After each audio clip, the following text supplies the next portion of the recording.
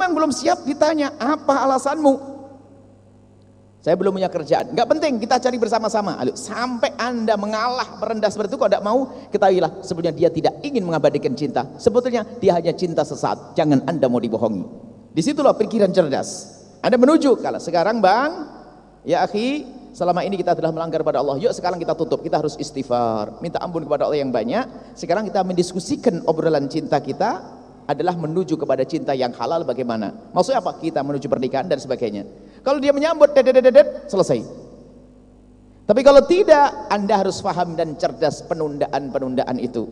Kalau ternyata kendalanya pun Anda selesaikan belum mau, sebetulnya dia tidak mencintai. Alasannya ekonomi. Anda sebagai seorang perempuan mengatakan, aku tidak mementingkan itu. Kan rezeki bisa dicari bareng-bareng. Alasannya belum kuliah. Saya jamin insya Allah saya akan dukung dalam kuliah. Saya tidak akan repoti kamu dalam kuliah. Apalagi alasannya? Alasannya aku masih punya adik belum selesai sekolah. Nanti kita bantu bareng-bareng. Lah kok masih nggak mau? Bohong. Dia hanya pengen, ya suka-suka saja. Itu pun waktu WA kepada Anda dengan sambil tidur, nggak sadar ya. Bukan karena dia rindu dan cinta. Awas, hati-hati.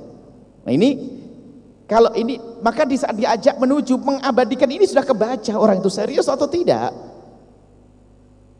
Serius atau tidak. Nah ini bagi yang memang orang tersebut masuk kriteria Anda. Tapi yang tidak masuk kriteria, sudah terlanjur cinta, memang betul gula Jawa rasa coklat. Dulu ada pepatah Jawa Timur, lebih serem lagi itu, bukan gula Jawa, kucing rasa coklat. Nah itu parah lagi itu. Sudah Anda ngerti itu, repot kalau begitu. Dia nggak benar dan sebagainya. Nah maka yang perlu ditajamkan adalah masa depanmu dihubungkan dengan negatifnya dia. Dia bukan orang ahli sholat, gimana bisa menghantarkan ke surga? Dia bukan orang yang baik dengan bapak ibunya, bagaimana bisa mengajariku untuk berbakti nanti sampai kepada ridho Allah? Terus Anda matangkan itu, hubungkan sifat dia yang tidak baik kepada kesinambungan cinta itu. Dia tidak sholat, dia punya perilaku nggak benar. Sampai uniknya, kalau sudah cinta, ada seorang perempuan, seorang anak gadis, itu tidak tahu cintanya cinta apa. Sampai suatu ketika ribut di warung bakso, dilempar mangkok mukanya. Merah begini. Itu katanya apa? Di saat diadili, maksudnya ibunya, bapak ibunya mau ngelerai dia, dia mengatakan, yang salah saya kok ma. Sudah dilempar mangkok, masya Allah, baik benar itu perempuan. Yang salah saya kok ma. Laki-laki baik itu, biarpun perempuan itu layak dipukul, tidak akan memukul.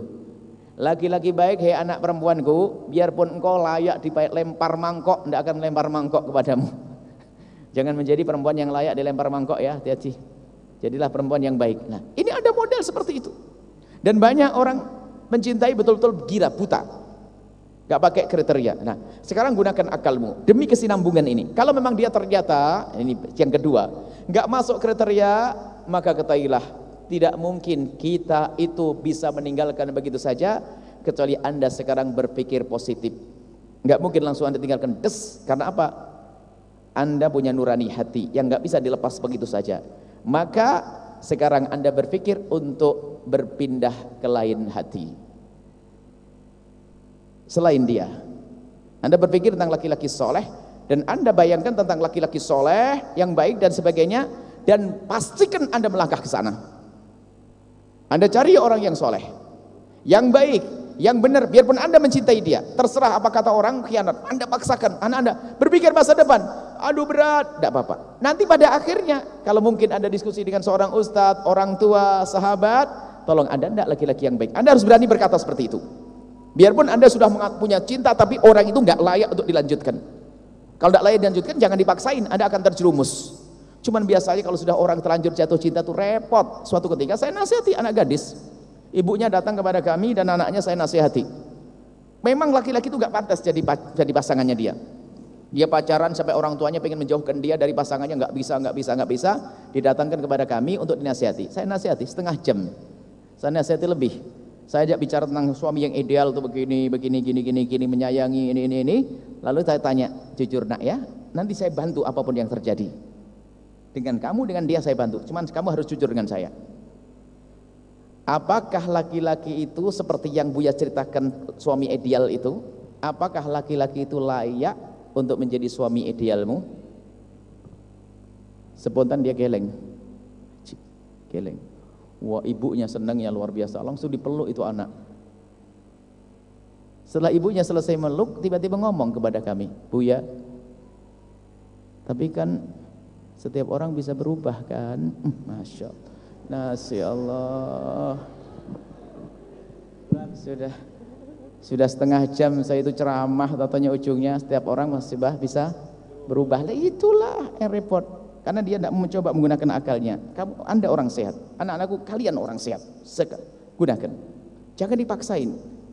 Wong belum apa-apa saja, masih dalam irama berharap saja, berani lempar mangkok, nyaci maki, apalagi kalau sudah dimilikinya, diinjik-injik pun nggak akan ngapa-ngapain kamu. Kan begitu menurut dia. Maka jangan ragu di saat dia tidak pantas, maka cara yang paling tepat adalah kurangi komunikasi dengan dia. Kalau langsung diplek begitu, Anda beban. Mungkin reaksi dari dia juga berat. Maka perlahan Anda komunikasi dengan orang lain, maksudnya dengan ustadz untuk mencari ustadz, ada laki-laki yang baik buat saya, kira-kira ada ini, gimana orangnya, gini, mulailah perlahan. Sebab hatimu tidak mungkin kosong dari cinta, harus ada yang dicintai. Maka cinta itu dialihkan. Maka dari itu para orang tua yang menemukan anak gadisnya itu sudah terlanjur mencintai seseorang, tidak bisa langsung kita pangkas, tinggalkan dia, oh tidak. Agar tapi mungkin kita dekatkan dengan sifat-sifat orang soleh, bukan kita suruh dia pacaran lagi, tidak. Setiap saat kita ajak diskusi, dan bukan dalam bahasa emosi. Kadang orang tua pun juga terlalu bersemangat, jangan tinggalkan dia, pilih ini yang baik. Oh nggak bisa begitu. Akan tapi begini mungkin misalnya, suatu ketika kita lagi ngobrol dengan anak perempuan kita yang semoga anak kita dijaga oleh Allah deh. Ini sebuah contoh, anaknya sudah terlanjur pacaran, susah dijauhkan dari dia. Maka mungkin suatu ketika ada laki-laki yang kita rindukan untuk menjadi menantu kita. Mungkin anak kita ajak bicara aja begini, suatu ketika laki-laki lewat, kenal lah kamu dengan dia? Siapa ma? Anaknya Pak Haji siapa itu? Kita dia selesaiin. Dia kuliah di mana? Enggak tahu dia. Nah, satu pertama. Kemudian kedua Pak, disetting dia. Kita sering menceritakan dia dengan tanpa disadari. Masya Allah, anak itu baik banget. Bahkan mungkin kita ngomong dengan istri, anak itu di samping kita tanpa sengaja. Pak, itu anak laki-laki baik banget tuh. Masya Allah. Sama ibunya, dia ngerekam dia. Ngomong apa mama tadi? Tapi kalau dengan sengaja kita mendengarkan, saya mau dicabut dari cinta saya ya, nggak mau. Dia akan ngomong gitu. Jadi halus. Mungkin seorang bapak soalnya ngomong. Tadi di saat dia datang sambut, oh masya Allah, gini. Tapi jangan dibahas tentang urusan cintanya anak gadis kita itu. Nanti dia akan tersinggung siap. Hanya pikir ulang. Ketahuilah, mama akan setuju aja nanti. Yang penting kamu pikir ulang. Tapi sisi lain, coba pikirannya sudah mulai dipengaruhi dengan pikiran yang positif. Sering diajak ngobrol, kita ngobrol, dia datang kemudian, atau kita datang ke rumahnya tiba-tiba, mana si Ahmad itu? Insya Allah ngomong sama bapak ibunya, Masya Allah anak soleh, Insya Allah semoga nanti dapat istri yang solehah dan sebagainya. Tanpa diarahkan ke anak kita, enggak.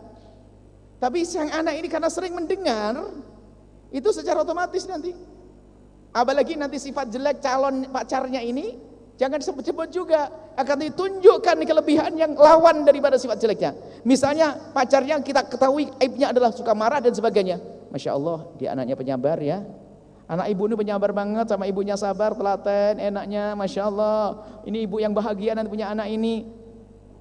Dia diam-diam akan merekam ungkapan-ungkapan seperti itu. Maka kepada para orang tua yang sudah terlanjur menemukan anaknya jatuh cinta, jangan dipaksa. Maka kalau dipaksa malah berontak. Dan berontak itu nanti menjadikan sebab ketidakindahan. Tapi kecerdasan orang tua bisa memisahkan, menjauhkan dengan cara yang sangat halus dan indah tanpa dirasa.